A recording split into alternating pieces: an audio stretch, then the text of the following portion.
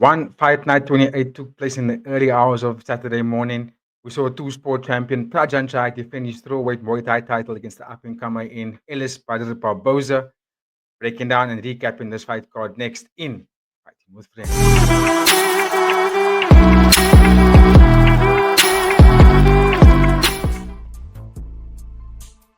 Welcome back to Fighting with Friends. It's your boy, Brother Gaia, back today to do another recap of One Fight Night 28. It was a fantastic card from top to bottom, every single fight, even though there were quite a few unanimous decisions. These fights were fantastic to watch from the first round till the very end of all those fights. Prajanchai stole the show yet again. When he's on any card that he's on, he always steals the show. So let me get straight into it, ladies and gentlemen, because this was fantastic to watch. I had to wake up quite early to watch it, but I don't regret that at all because Prajanchai is worth the wake up. All right, let's go straight into it. So he took on the young stud in Ellis Badr Barboza, and he made it a bit of a fun fight, to be quite honest, just by the nature of his personality. I don't think that Barboza was at any way, shape, or form competitive in the matchup. I think he lost every single round. But the antics of punching Prajanchai in between rounds after the balance has rang, things like that, and getting face to face, getting up in Prajanchai's face was quite nice to see. It brought some kind of personality to the fight, and it kind of made Prajanchai a little bit of an emotional fighter. You could see he was like, okay, let me teach this kid a lesson, and that's exactly what he did. Barboza came in a little bit fuller, taller. He looked like he was the bigger fighter, but he just looked like he was shocked by the lights, shocked by the occasion of who he's fighting, because he was really trying to get out of first gear. Really threw anything. I'm thinking about it. He maybe threw a couple of jabs here and there, maybe a straight 1-2 combo. He tried to get in there towards the end of the fight, like towards the third round. But at that point, Prajanchai was already too far ahead. Prajanchai did get the win via TKO in the fourth round. But up until that part, the body of work that Prajanchai was doing almost made that the finish was really close. You know what I mean? It was like, any minute now we're going to see this fight end, and that's how intense Prajanchai was fighting. I mean, round one, round two, he was using a lot of fast, snappy low kicks. Didn't really go to the boxing just yet. Prajanchai, he was using a lot of low kicks and body kicks, which is fantastic because it kept Ellis Badr at the end of his range. At the end of Prajanchai's range, so he couldn't really enter. And when he did want to enter, Prajanchai just had a very good defense. Step to the left, step to the right. Moved laterally and stayed out of range. Sometimes he would actually just stand his ground and throw an upward elbow or downward elbow to kind of stop Barboza's motion coming in. And there was a moment, I think it was in the round 2 or 3, where Prajanchai threw an elbow, which was so fantastic, a downward elbow without jumping. So it was like, as Badr came in, he just chopped him with a downward elbow like that. And you could see Ellis Badr Barboza was looking kind of like, I have years still to go to get to this level. He's only 24 years old, so I'm pretty sure we're going to see him come back again. I personally felt like the title challenge was a bit too soon for Barboza, but granted, I understand that in this division right now, particularly in the Muay Thai discipline, there aren't that many strawweight competitors that's going to go up against Prajanchai right now. He's almost lapping the division, to be quite honest. And I was looking to look for the rankings on their website. They don't actually have the strawweight Muay Thai rankings, nor do they have the strawweight kickboxing rankings, which is quite interesting because they've had multiple champions in this division for both disciplines. So you would have expected them to have the rankings on their website, which is a bit sucky. But that doesn't mean I can't talk about who should be fighting Prajanchai next. Before I do that, I want to just give Barboza a little bit more props for showing up to the fight and making the weight and actually trying to make it competitive. He was just unfortunately outclassed, out-experienced. There was just so many levels that he wasn't going to reach in this fight, and Prajanchai was showcasing that. The finish sequence was amazing because you could see at the end of each round, which is why it makes Prajanchai such a good champion for me, is that the rounds are only 3 minutes long, not 5 minutes, right? But they got 5 rounds nonetheless. And what Prajanchai did really well was at the end of each round, the last 35 seconds, you could hear his coach saying something to him. Now, he's speaking in Thai, and I'm not entirely sure what he was saying. But what I could gather from what was being said from his coaches is that the last 35 seconds of each round, just like in MMA, when you got the last 35 seconds, a good champion in MMA would wrestle at that point, maybe get a takedown to secure the last moments of a round to make it look fresh in the judge's eyes that you won that round. What Prajanchai did really well is at the last 35 seconds of each round, he increased the volume and he also increased the intensity of his attack, which had Barboza going backwards every last 35 seconds of every round. So he lost every round very convincingly because Prajanchai just turned it up. In round 4, I think Prajanchai landed an elbow which opened up a gash on Barboza's head, which was mad to watch. And Prajanchai's action was quite instant. He pointed to Badr's, that's his second name, but Ellis Barboza. He pointed to Barboza's head, and you could see the blood coming up and pretty much changing the color of Barboza's hair from brown to red. And then they entered the void again, and Barboza threw a right elbow. Prajanchai nicely just rolled with it, and then came back with a counter right elbow of his own. But this time hitting Barboza over the left eye, and you could actually watch the replay, and you can see the blood just like gash out of his eye, completely shut in that whole section. And again, Prajanchai's action was so instant. He literally just moved back, pointed to his eye, and told the ref, "Look at this guy's face." Went up to the ropes, celebrated as if he won the fight because he almost knew that there was no way this guy was going to come back. Put him to the corner. Dr. Stoppage came in and said, "Listen, Barboza can't continue after this," which then made Prajanchai win the fight by Dr. Stoppage. I personally felt that if the fight had to go on any longer, it would have been a knockout. That's just how amazing he really is. So for Barboza, who's next? Just going off the basis of some of the opponents that Prajanchai had fought recently. There's Akram Hamidi. There's Compet. I think probably either Compet or Akram Hamidi would be a very good opponent for Barboza next, just to kind of see if he can stay in that top tier of that division. And then we also know that Sam A is taking on Jonathan Diabella for the interim strawweight kickboxing title, which means that whoever wins that fight is going to have to get Prajanchai next. So Prajanchai is probably going to fight either Joseph or Sam A.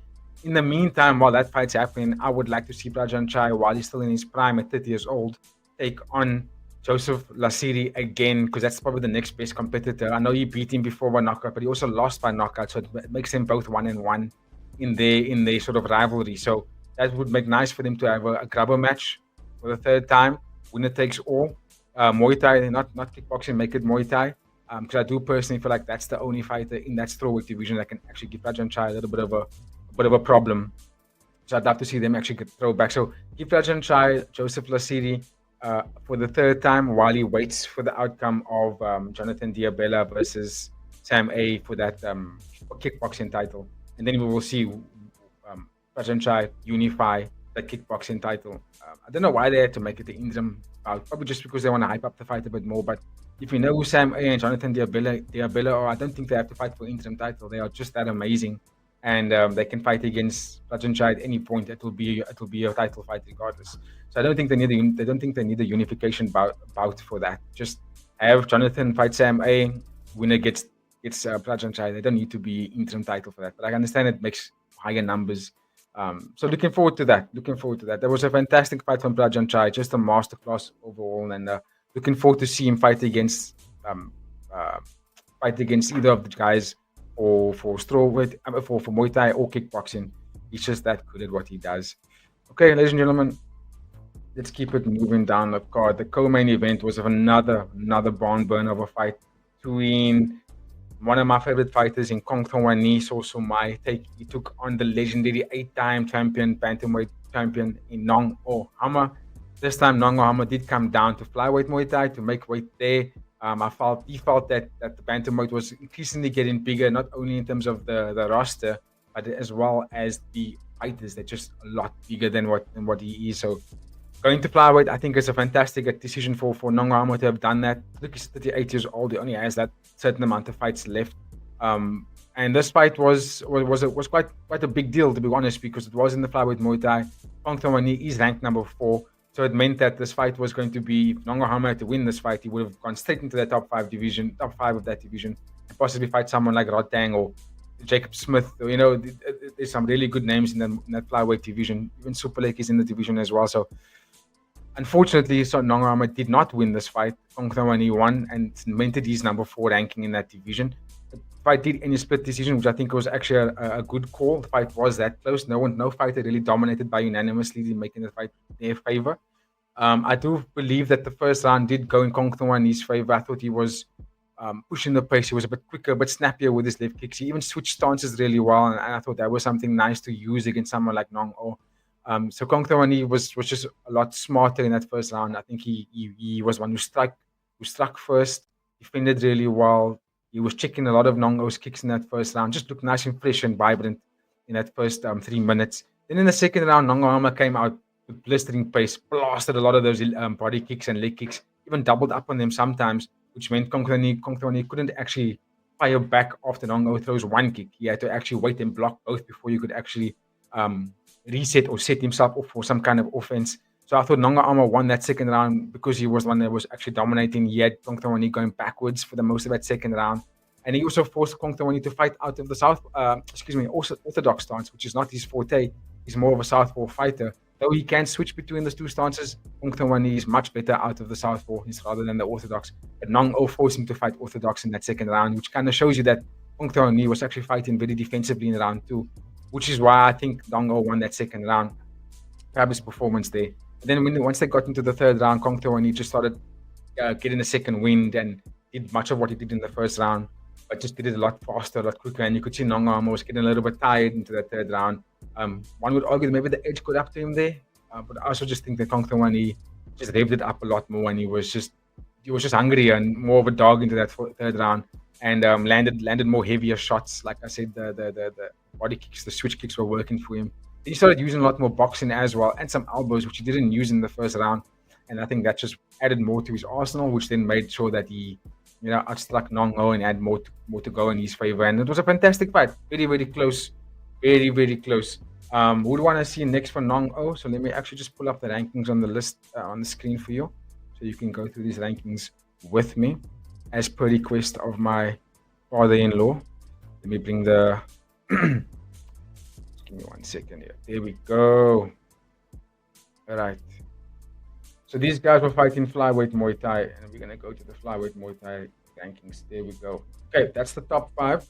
The belt is vacant, as you can see. Rodtang Superlek. Elias Mahmoudi is no longer there. He's suspended for 6 months due to doping, so we won't see him in that ranking. In fact, he should come out of it. Kongthoranee will now then go third place.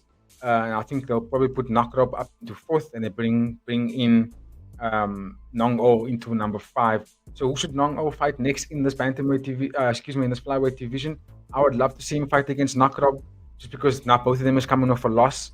So the natural progression for both these guys is to fight against each other rather than fighting against someone who's on a winning streak. So Nakrab versus Nong-O would be a beautiful matchup to watch. And then Kongthoranee is unfortunately going to have to wait now, because the person he was supposed to fight next in line is now suspended, as you can see on screen there. So Kongthoranee would probably have to wait, and because Superlek and Rodtang are in matchups. Rodtang's fighting Takero in March 23rd. Superlek's also fighting on that exact same card, if I'm not mistaken, against Nabil Anand. So he's going to have to wait. Kongthoranee's going to have to wait, but I think he's got time on his side. Dude's only 28 years old. I really think that if Kongthoranee just be a little patient, he could get the title shot in his next fight instead of fighting another contender. But let me know in the comments what you think about that. Who do you think Kongthoranee should be getting next, as well as Nong-O? I think Nong-O is pretty easy to decide. We know that he can just fight against Nakrab, because that's the next in line. But for Kongthoranee at 28 years old, I think he can just chill it out, maybe get another fight June, July, possibly. That's a bit too close. I would say probably August, you could get someone like Superlek or what's his name, Rodtang. All right, let's keep it moving to the featured bout of this event. Pardon me. We saw a nice welterweight. Oh, it's catchweight now. I think if I'm not mistaken, Hiroyuki did not make the weight. I did have a collection of that. Let me know in the comments again who missed weight in this one, which made this fight go in catchweight. They were meant to fight in the welterweight division, but it's okay. The fight was still a very good fight, nonetheless, for as long as it lasted. Hideyuki Tatsuki came into the fight with a really good finishing rate. He had a good momentum on his side. Obviously, he had three fight win streak, whereas Zhang Lepeng didn't. I think he came off a loss in his previous fight, so against Maurice Abevi. So he needed to get back on that winning streak. This fight wasn't that long. It didn't go that long, so it was a very short finish. Zhang Lepeng won the fight by TKO, but I did think he did really well. Honestly, from the first minute, Tetsuka didn't look very comfortable on the feet. It looked like he wasn't sure how to get in. did try to shoot a few times, but wasn't successful with those takedowns, and that's obviously where he wanted to get the fight to. That's where his domain is. But he didn't look comfortable on the feet for as long as the fight lasted. Zhang was piecing him up with those jabs, setting up the right hand. Really beautiful. Every time Hideyoki tried to enter, Zhang just popped out the jab and stopped his entry right there, like, stay exactly where you are. And he fought nice and cleanly. I mean, both these guys are of age at this point. Don't really see them going for a title, but the roster isn't that massive, so maybe they will get a title shot. Also, in the rankings, I don't think the welterweight rankings are up on the website, so that kind of sucks. So I probably imagine that that Zhang Leping and Hiroki Tetsuka would fight around the same weight as Christian Lee. Thinking of Kevin Lee because he got knocked out now in training just long ago. So I think for both these guys, he's just gonna have to keep making their weight and keep winning their fights, and they can put themselves in the position to get a title shot. Unfortunately, because of the missed weight, it does lose the incentive of this fight. So these guys don't really get to go any further than that. Maybe they lose the bonus; they only get their purse. But in terms of the performance, there was a moment when Hiroki came in quite strong, and then Zhang just landed a straight left, dropped the Ryuki, and then just landed some heavy ground and pound, some heavy right hammer fists in the fight nice and early in round one. Really good TKO, good matchup for Zhang, good performance for him as well. Unfortunately, the fight wasn't in a division that they could have climbed the ranks any further, but I think the performance is good enough to make the One Championship remember that. And we're probably going to see him fight more than once in this year. But big performance. Let me know in the comments who do you think Zhang Leping should be getting next. For now, I'm going to keep it moving to the next fight card. The next fight that was on the card. Oh, this was a beautiful fight. This was a very beautiful matchup. It also was a rematch between these two gentlemen. So we had Sean Clemacau he took on Diego Paez, and they had fought twice before outside of the One Championship. They're both 1-1. I think Diego won the second fight. Sean Clemacau won the first fight. And this rematch, you could see these guys knew each other really well. Just because of how the fight was played, how the course of the fight took place, you could see both of them knew which one was going to throw next. I just personally feel like Sean Clemacau won the fight by split decision. Personally felt that he won the fight unanimously. I didn't really see a round where Diego looked really good. I think maybe the first round, it was quite competitive. He was throwing some spinning back elbows off the front kick, which was very good because it's like that's where Sean was trying to come in and almost got clipped by that spinning elbow 3 times in the fight. So Diego did make it competitive in the first round. I would say that. I don't think he won it though, but he gave him competitive in that first round. Then you could see that Sean was blasting some heavy body kicks off the left stance, off the southpaw stance, and some heavy low kicks. And you could see Diego just slowly but surely he was just fading away, and Sean was just getting better and faster. And you could see he started to bully and take the pace into his favor, and ultimately pressing up Diego, making him fight very defensively. And that's why I think the fight shouldn't have been unanimous. Shouldn't have been split decision, just because Sean really, he could see he took over the fight. Even though round one was so close, I still tipped it towards Sean. I think he still was the aggressive fighter. He was the one going forward. Diego's trying to be fighting out of the counter stance, which wasn't really working for him. And ultimately, he lost the fight. He looked a bit gutted by it, but I'm pretty sure we'll see him fight again in the One Championship. This is his debut. He does come with all the credentials. He's a multiple champion. So I do think that he's going to be a good name to watch. I do like his style. I do think he's good. I just think that the lights and the nerves got the better of him in this fight, and I do think we're going to see more of him. And he's going to showcase a bit more of his skill as well. As for Sean Clemacau, yeah, he lost to Jordan Estupinan. Johan Estupinan, the fight before this. This is his fight where he won now. And if I'm him, I'm going to say, give me the Estupinan brother again. Get that fight back.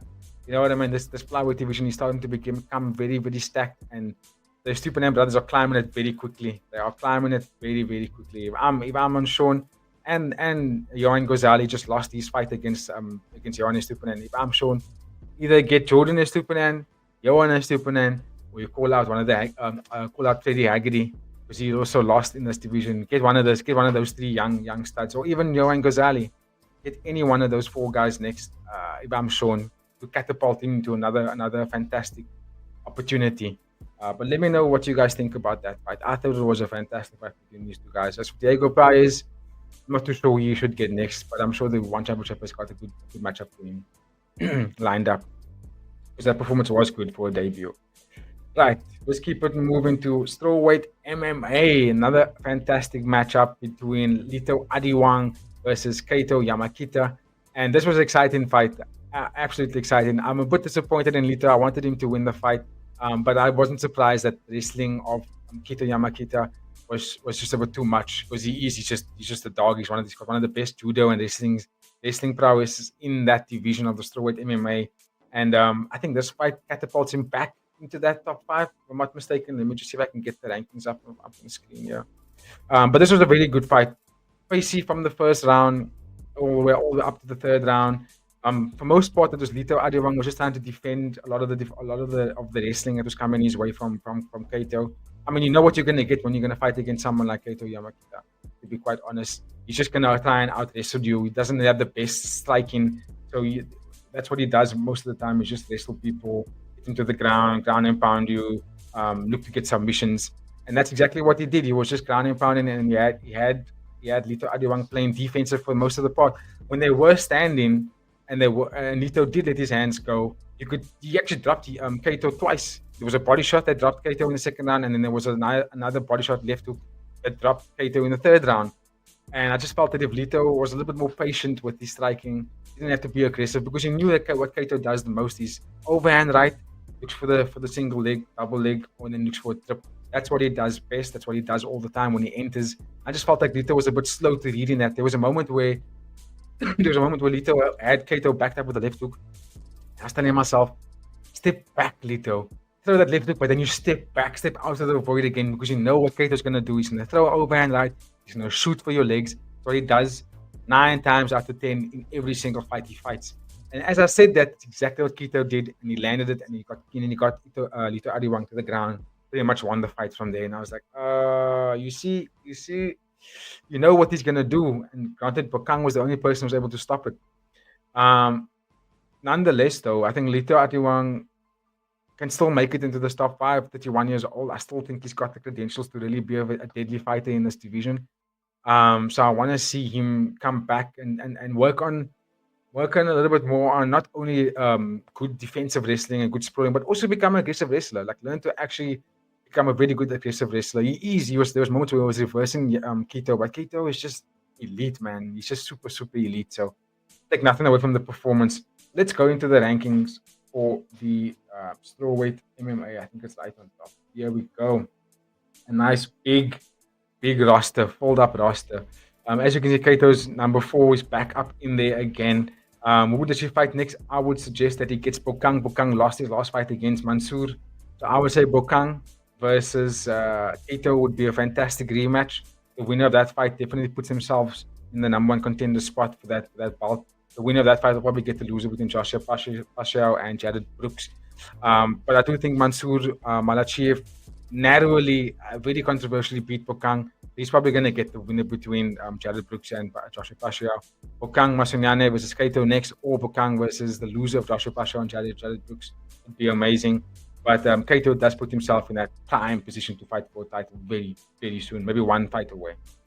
As for Lito Adiwang, he could probably get the loser, or you could get Sanzo. You can get Sanzo Zakirov. That'll be a good fight to watch. Like I said, Lito Adiwang is just 1 fight away from breaking into that top 5. Just 1 fight. Just 1 fight. Right, let's keep it moving, ladies and gentlemen, to a fantastic rematch between Felipe Lobo and Semapek Pertex. And I was very excited for this fight. I did feel that Felipe Lobo was a bit stronger, bigger, a bit fuller. You could see it by the first fight that he won. They fought twice before. I think Felipe Lobo won both those fights, if I'm not mistaken. Let me just double check here. I think he won. I know I watched. Yeah, so he beat him a bit there, knockout in the 3rd round, knocked him out again in the 3rd round, TKO. And yeah, so it's twice. Only fought twice. Yeah, Felipe Lobo did well. Semapek was fighting very defensively. He doesn't look the same like it did maybe 2-3 years ago. He looks a little bit slower, a little bit more gun shy, trying to be a bit more poised. But I think in this division, the bantamweight division, the top 5 division is just way too stacked for Semapek to make it back up there, to be honest. I don't think he can get back up there. Yes, Felipe Lobo he can still do it. He's a bit younger, so I think he can still do it. In this fight, he was doing really well. He was checking everything at that Simapik was throwing at him, landing his jabs, landing his left right hooks. I think every time Simapik wanted to enter with a hard left kick to the body, Simapik would Lobo would step to his left and throw a nice check left hook and landed it. He actually dropped Simapik twice with it. And then in the third round, when he threw it again, that dropped Simapik completely and ended the fight there. And that's what Lobo was doing for the most fight. He was just fighting off a counter stance. He wasn't actually trying to push the face. He was just letting Simapik come forward, check him with a left hook, and landed every single time he did it. And that was a flawless performance. I'm gonna say it right there, flawless performance. Felipe Lobo did say he wants to get his rematches back. So let's go to the rankings and see who we can get next. I'm gonna go and say that Simapik is not going to break that top 10, top 5 anymore. 31 years old. I think he's gonna have to, he's gonna have to rethink his strategy going forward. Let's go to the bantamweight Muay Thai rankings quickly on screen here. There we go. All right. So we know Super League's fighting Nabil Anand in March 23rd. Who does Lobo fight next? I would say give him Nong-O. If Nong-O doesn't want to fight bantamweight, if he wants to stay in further flyweight, then he can stay there. I would say give Lobo. Nico Corello isn't in this division anymore, so he's out of that division. So I would say give Felipe Lobo, not Cameron Nabati, because Cameron Nabati is obviously going to fight for the title next after the fight between Super League and Anand. So I would suggest the loser of Super League and Anand can take on Felipe Lobo. While, I think that will be while Cameron Nabati will take on the winner between Super League and Nabil Anand. But let me know in the comments what do you think will be the next best matchup for Felipe Lobo after the performance like he just did against Samabek Fairtex. Fantastic. All right, let's keep it moving. I'm going to breeze through the rest of the fights because some of them are very quick. It's not that much to talk on.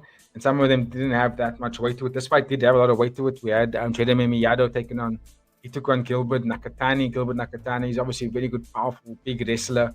Sometimes a bit too slow to start. I think Jeremy Miyado looked fantastic. He looked the best he's ever looked, even though he got a little tired into that third round and kind of gave the round. You could see he kind of gave the round to Gilbert because the work was already done. Round 1 and 2, he was just piecing up Gilbert.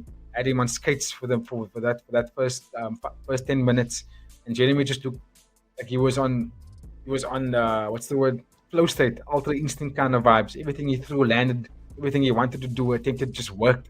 And I thought, whoa, this guy, last time I saw Jeremy Miyado, he didn't look this amazing, but he's leveled up. Looks like he's a bit thinner. I think he came down for this division. He looks a bit thinner.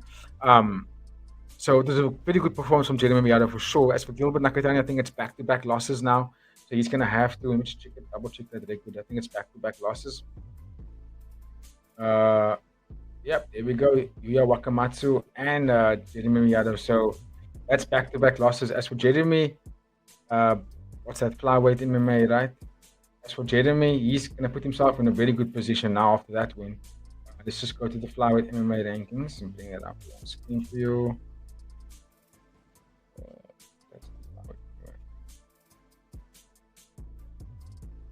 Oh, we don't have it here.